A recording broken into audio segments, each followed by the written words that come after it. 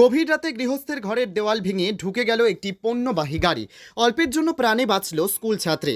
এমনই মর্মান্তিক দুর্ঘটনাটি ঘটেছে নদিয়ার শান্তিপুর ঘোড়ালিয়া 12 নম্বর জাতীয় সড়কের ধারে।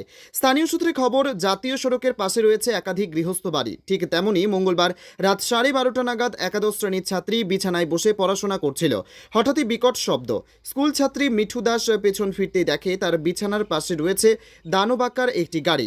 প্রাণ সংশয়ের ভয়ে চেঁচামেচি করতে শুরু করে সে, কারণ এমন ভয়াবহ চিত্র তার অভিজ্ঞতায় আজ পর্যন্ত সে দেখেনি, তাও আবার তার বিছানার পাশেই। ছুটে আসে পরিবারের অন্যান্য সদস্যরা। দৃশ্য দেখে চক্ষু চড়ক গাছ প্রতিবেশীদেরও। কিছুটা সময় বাদে খবর পায় ট্রাফিক পুলিশ।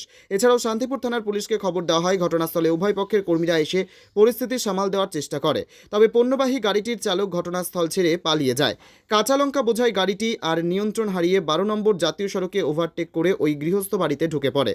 তবে কপালের জোরে অল্পের জন্য প্রাণে বেঁচে যায় স্কুল পড়ুয়া। যদিও পরিবারটি খুবই দরিদ্র, ইটের দেওয়াল ভেঙে বর্তমানে যা পরিস্থিতি, এখন কিভাবে নতুন করে নির্মাণ করবেন সেই নিয়ে দুশ্চিন্তায় গোটা পরিবার। তবে প্রশাসনের কাছে আর্জি জানিয়েছেন, যদি তাদের ঘরটি ঠিক করে দেওয়া হয় তাহলে হয়তো সাময়িক উপকার হবে। কৃষ্ণনগরে এই প্রথম মহারানা প্রতাপ ফ্যামিলি রেস্টুরেন্ট নিয়ে এলো আগস্ট মাস ব্যাপী ধামাকা জয় হিন্দ অফার। যে কোনো আইটেম খাবেন মাত্র 77 টাকায়। তবে আর দেরি না করে তাড়াতাড়ি চলে আসুন আর গোটা আগস্ট মাস জুড়ে জয় হিন্দ অফার উপভোগ করুন। চোখের পরে শুয়েছিলাম, তারপরে কি হলো? তারপরে আমি হঠাৎ করে দেখছি যে একটা গাড়ি এই সোজা মানে আলো দিয়ে ঘরের ভিতরে ঢুকে আসছে। আর মানে মনে হচ্ছে যে আমার দিকে তেড়ে আসছে, এমন ভাবে আসছে যে। তারপরে কি করলে? তারপরে ঘরের ভিতরে ঢুকলো, আমি সঙ্গে সঙ্গে দরজা খুলে তারপর মাকে ডাকলাম। মানে ঘরের মধ্যে কে কে ছিল? শুধু আমি একাই ছিলাম। মানে পুরো গাড়িটা ঘরের মধ্যে ঢুকে হ্যাঁ, গেল? পুরো গাড়িটা ঘরের মধ্যে ঢুকে গেছে। তারপরে কি করলে? তারপরে দরজা খুলে বাইরে গেলাম, তারপরে মা আরো বৌদি টৌদি সবাই আছে, সবাইকে ডাকলাম। আচ্ছা, মানে এই গাড়িটা কি মানে রাস্তার মধ্যে ছিল গাড়িটা? এই রাস্তার ওই পাশ দিক থেকে একদম এই দিকে চলে এসেছে। আচ্ছা, যখন ঘটনা ঘটলো আপনারা কি ছিলেন বাড়িতে? হ্যাঁ, বাড়িতেই ছিলাম। আমি তো এই ঘরে থাকি না, আমার ছোট বাচ্চা আছে, যেহেতু এত রিক্সের, যেহেতু যখন তখন গাড়ি টাড়ি এসে একদম মেরে দিয়ে চলে যাবে, কেউ বুঝতেও পারবে না ঘুমের এসে। ওই কারণে আমি এসে কি করি, বাচ্চাকে নিয়ে সবসময় পাশের ঘরে থাকি। এই ঘরে শুধু আচ্ছা, বোন একাই থাকে। যেখানে 12 নম্বর জাতীয় সড়ক, তার থেকে অনেক দূরত্ব আপনার বাড়ি, এইভাবে দুর্ঘটনা কিভাবে ঘটলো?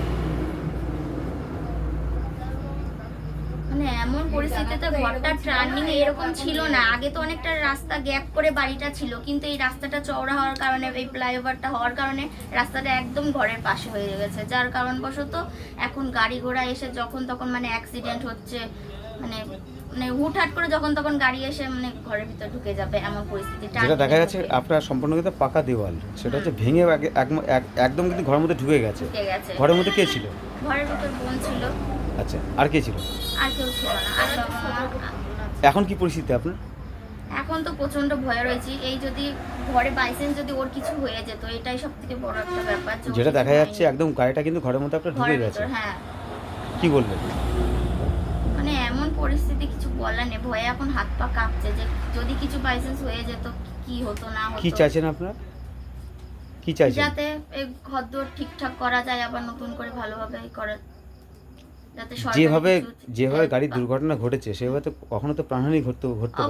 অবশ্যই এটা যে হয়নি কিছু প্রাণের আশঙ্কা, এটাই যথেষ্ট বড় কথা। কারণ গাড়িটা যেভাবে ঘরের ভিতর ঢুকে এসছে, সেভাবে মানে হয়ে যেতেও পারতো দুর্ঘটনা।